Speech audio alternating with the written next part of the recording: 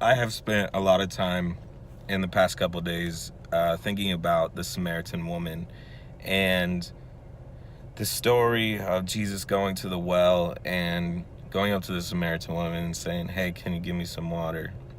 And just her response is like, we don't talk to each other. You're a man, I'm a woman. I'm a Samaritan, you're a Jew. We don't communicate with each other. Why are you asking me for water? But Jesus asked her for water anyways, and um, then he was telling her, this water, you're gonna get it, and you're gonna drink it, and then you're gonna have to come back to this well again, and you're gonna be thirsty again. You're gonna need this again. And then he tells her, if you knew what I was offering you, I'm the living water, and if you knew what I was offering you, you'd want this. You'd want me. And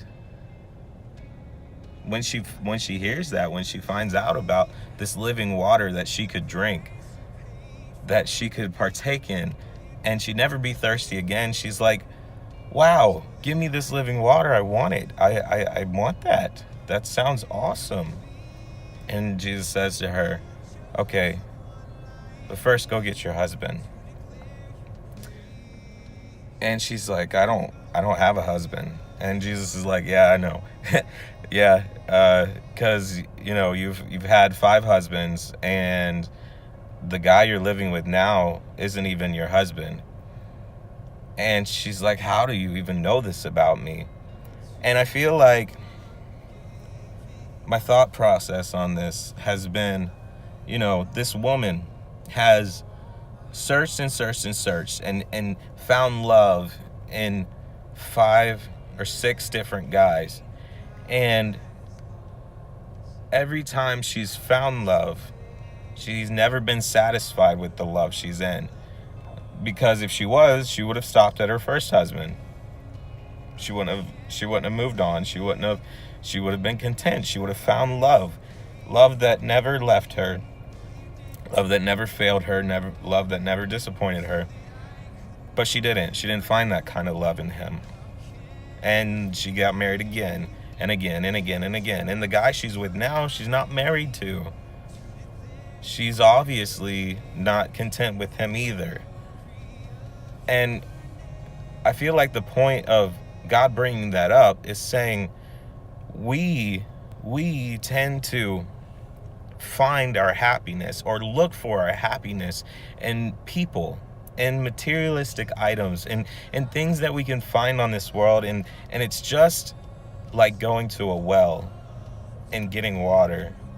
Eventually that joy, that thirst that you've quenched, you'll need to go back to the well again. You'll need to go back and find joy or find happiness in something else or someone else. Jesus is the living water that won't leave us thirsty, that won't leave us empty, that won't leave us lost. There's been many times where I've tried to find love in people.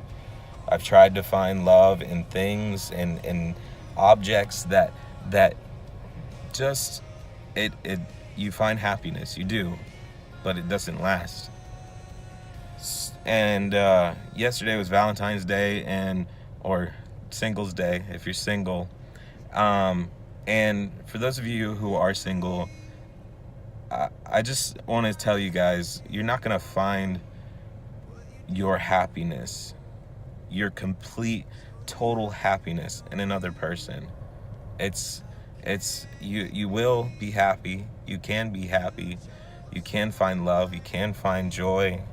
And it can be a great thing. But if your joy and your happiness only rely on them, they're going to disappoint you.